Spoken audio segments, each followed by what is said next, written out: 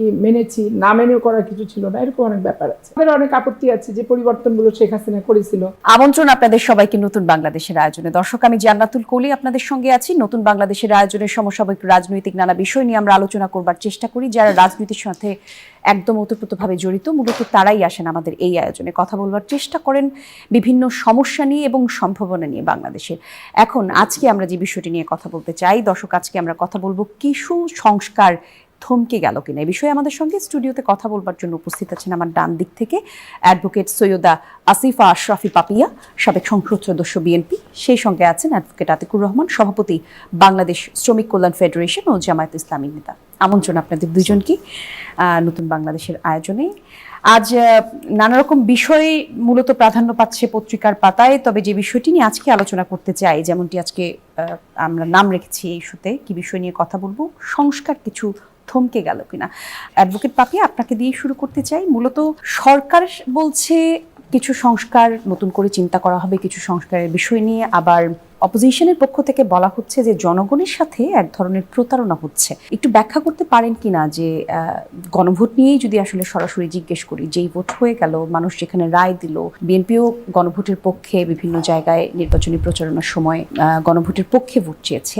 এখন আসলে এই পুরো ঘটনা, সালাউদ্দিন সাহেব আজকে যেমনটা বলেছেন স্বরাষ্ট্রমন্ত্রী, যে ঘটনাক্রমে সিদ্ধ এবং বৈধ, তাহলে সংসদে এটির অনুমোদন না হওয়ার কারণ কি? আচ্ছা, এইখানে আমি প্রথমে আপনি গুণক্ষম অর্ডিন্যান্সের কথাই হয়তো বলছেন না, এটা গণভোট নিয়ে কথা বলছি। আচ্ছা, গণভোটের যেটা ব্যাপার, গণভোটের ব্যাপারটা তো স্পষ্ট করে সংবিধান বিশেষজ্ঞ থেকে শুরু করে সংবিধানের সবকিছুই আলোচনা হয়েছে। এখন সাংবিধানিকভাবে আলোচনা হয়েছে যে এটা কোথায় হচ্ছে সীমাবদ্ধতা, কোথায় ত্রুটিপূর্ণ, আর কিভাবে করলে এটা আইনগতভাবে সংবিধানের ভিতর ধারাবাহিকতা হিসেবে আসবে, আর সংবিধান বহির্ভূত কিটা হবে।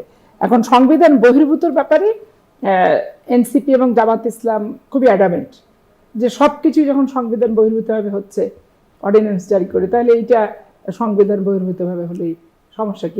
এই ক্ষেত্রে এখন সংবিধানটা কেন? ঠিক আছে, এখন নির্বাচন, আপনি যেহেতু নির্বাচিত হয়ে গেছেন, আপনি সংসদ সদস্য হিসেবে শপথ নিয়েছেন, তো সংসদ সদস্য হিসেবে শপথ নেওয়ার পর আপনার কাছে প্রথম জিনিসটা তো আসবে যে সংবিধান। এর বাইরে তো আপনার যাওয়ার কোনো সুযোগ থাকছে না। আর আপনি সংবিধান হওয়ার মানে শপথ নেওয়ার আগে, এমপি নির্বাচিত হওয়ার আগে, তখন আপনি অন্তর্বর্তীকালীন সরকার অর্ডিন্যান্স করুক, যেটা যেভাবে করেছে সেটা আপনি তখন সেটা মেনে নিয়েছেন। মানতে আমরা বাধ্য হয়েছি বলেন, কি মেনেছি, না মেনেও করার কিছু ছিল না, এরকম অনেক ব্যাপার আছে। তো সেইখানে আর যেমন ধরেন আপনি যখন মুসলিম হবেন, মানে বিরোধী দলের পক্ষ থেকে বলা হচ্ছে এটা জনগণের সাথে এক ধরনের প্রতারণা হয়েছে, সেই জায়গায় বিএনপি স্পষ্ট না, এটা আস্তে আস্তে স্পষ্ট হয়ে যাবে।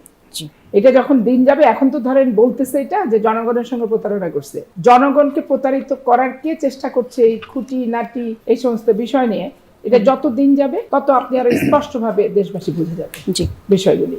এই জন্য অন্তর্বর্তীকালীন সরকারের তখন আমরা কেউ না, সাধারণ জনগণ। কিন্তু তারপর আপনি যখন জনগণের ম্যান্ডেট নিয়ে পার্লামেন্টে যাবেন বিরোধী দল এবং সরকারি দল হিসেবে, তখন আপনার কাছে দায়িত্বশীল এবং সংবিধান যতক্ষণ পর্যন্ত সংশোধিত না হচ্ছে, সংযোজন না হচ্ছে, বিয়োজন না হচ্ছে, ততক্ষণ পর্যন্ত তো আপনাকে এটা মানতে হবে।